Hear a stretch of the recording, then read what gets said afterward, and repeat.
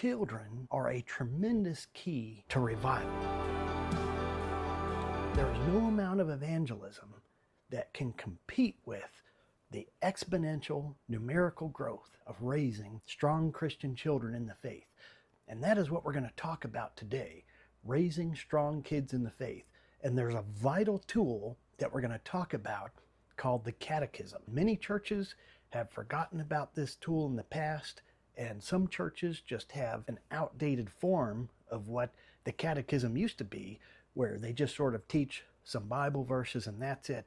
But the catechism is a lot more. One of the best tools we have as parents to raise kids who are strong in the faith, and one of the best tools for the church to raise strong children in the faith. We're going to talk about this because revivals, they can be exciting and they can be dramatic, they can be short term, they can last longer. But every time in church history, when the church has had a strong exponential growth, it's when they understood this principle of catechism and training young Christian children to grow up strong in the faith.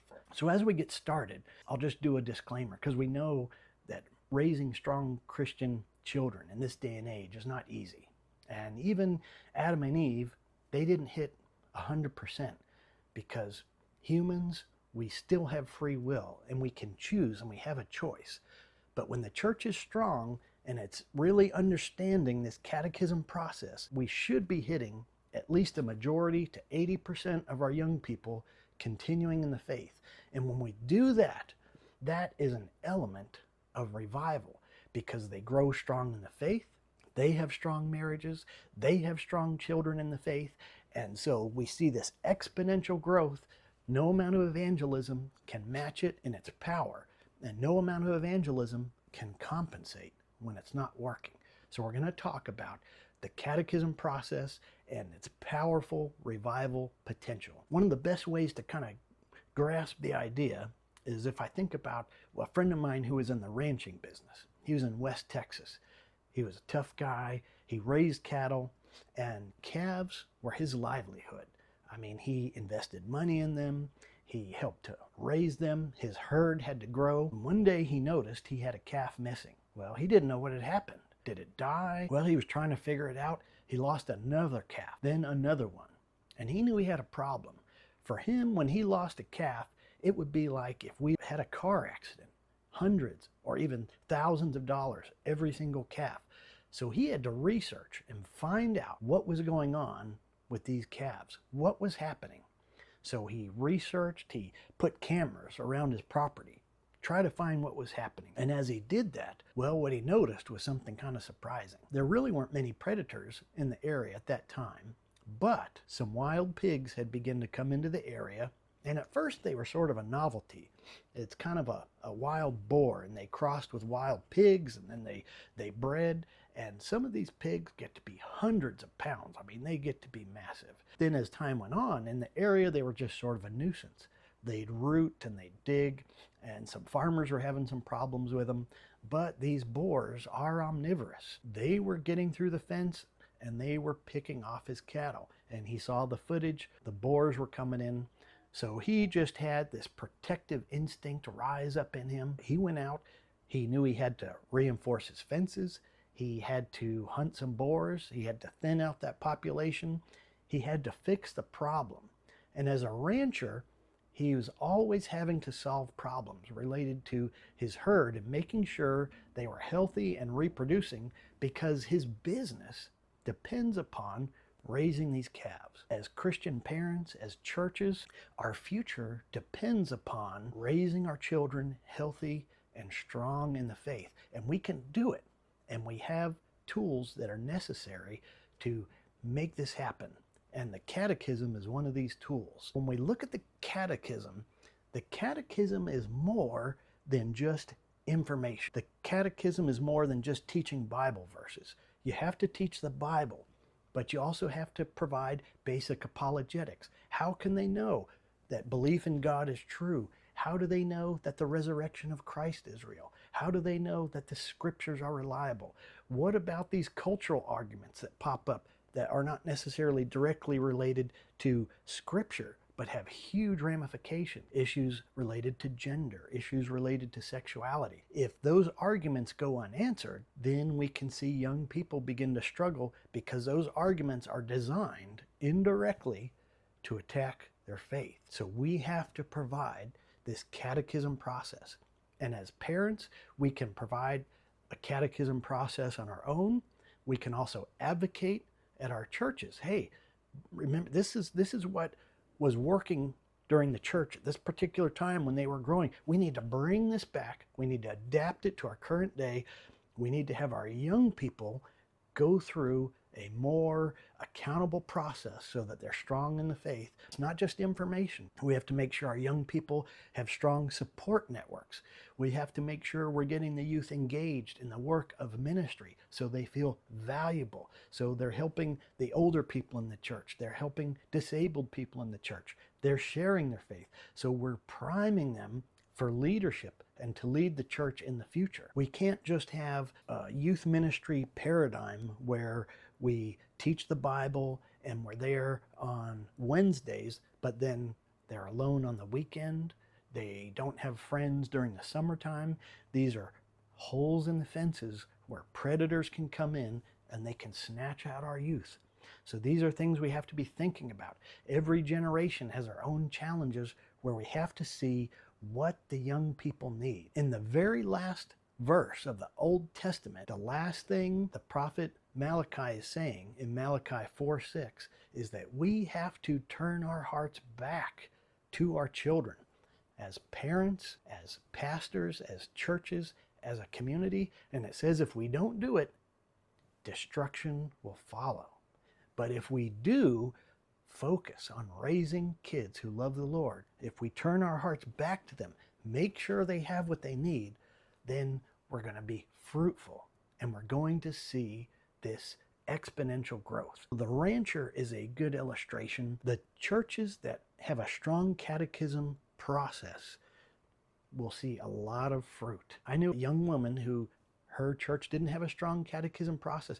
It was probably the most intellectual evangelical church in the city. Every week they went line by line through the Bible. But when she got to be 18, she had gone through the Bible probably verse by verse 4 or 5 times from cover to cover, but she was deconstructing her faith. And I asked her, do you know resurrection evidence? How do you know Jesus rose again? Do you have Christian heroes from Christian history? Do you know how you can trust the Bible? How do you know the scriptures are reliable? And she did not have any of that information. The catechism process, it has to have apologetics. It has to have polemics, which is taking the argument to our enemies and our opponents intellectually, finding the holes in their arguments, as well as apologetics, which is defending our faith. We have to be also providing examples of Christian history. Christians have done so much through history to make the world a better place. We brought language to people. We brought their written language. We brought public education, universities. We brought healthcare. We brought, most of the hospitals in the world had Christian origins. And Christians for centuries laid down their lives to bring not only the gospel, but to bring God's kingdom on earth as best as we knew how, which involved charities, which involved all the things that particularly Western civilization so effective. We have to be providing this history, and we have to be providing the intellectual tools that the young people need. Well, this girl didn't have it, and she was really struggling. But I know another young man, and his youth group understood this catechism process. As he got from older elementary into junior high and high school, they began to introduce these apologetics, these proofs, helping to build his confidence intellectually in Christianity, while at the same time he was being mentored by adults who were mentoring him in leadership. And he had older peers that were pouring into him and helping him navigate relationship struggles, helping him to prepare for adulthood, coming alongside of him. Hey, what are you going to be doing for college? What are you going to be doing when you get out? Adults were coming along saying, hey, you know what? We can help you plan your future. We're going to help you find a job. I've got this company. You don't have to necessarily leave the church and the city when you graduate. We'll put you in this career. You can work your way up. We are going to look after you. And this young man was confident. He had a strong faith, but he also had a sense of, wow, this church has really done a lot for me. And I really respect these people, and I want to be a part of this. I want to carry it on. As parents, if our churches aren't providing this catechism environment with a strong peer group and with adult mentors, we have to come in and supplement as best as we can.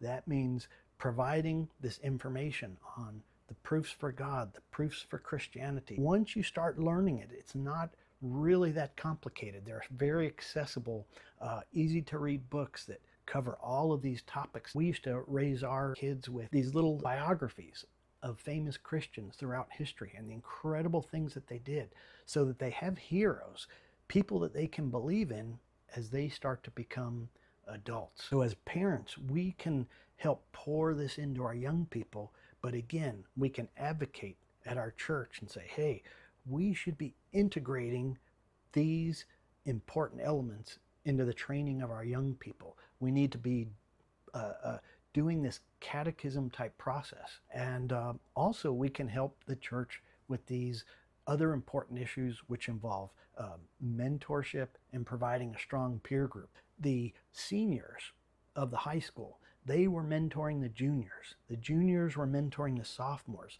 The sophomores were already looking after and supporting the junior high kids. Many of our churches now, the youth leader, he may have a dynamic personality. He may be good with young people, but he may not understand these important principles, even sociologically. You know, for example, if you just have a group that's too small, it's not going to have the critical mass or the energy that it needs for these young people to develop their tribe, to have enough potential friends and future spouses to feel confident. The youth leader has to understand once you get the critical mass, the group grows to a certain number, and you have to look out for cliques, because we don't want the youth group to be another example of what he finds in the culture or in the public high school, where most of the young people, or a majority of the young people, experience a lot of rejection and isolation. We want the church to be an alternative to that. Kids are always going to be kids, but if this stuff isn't managed, then it spirals out of control predictably within certain periods of time. These are all important elements that those of us who are involved in ministry can highlight and say, hey, we have to be providing, yes, the biblical base, but we need the intellectual information. We have to have the apologetics. We have to have the history. We have to have the peer groups. We have to have the adult mentors. In conclusion, if we do this, if we provide this catechism for our young people, we should be seeing a majority staying in the faith, having Christian families, raising children also in the faith. This is a dramatic key to revival. No amount of evangelism is going to compensate or can compete with that exponential curve of faith and revival that we're going to achieve by pouring into our young people. Again, as Malachi 4:6 says, turning our hearts towards our children. So much wisdom in that as it pertains to revival and growing the church on a sustained pace into the future. Thank you.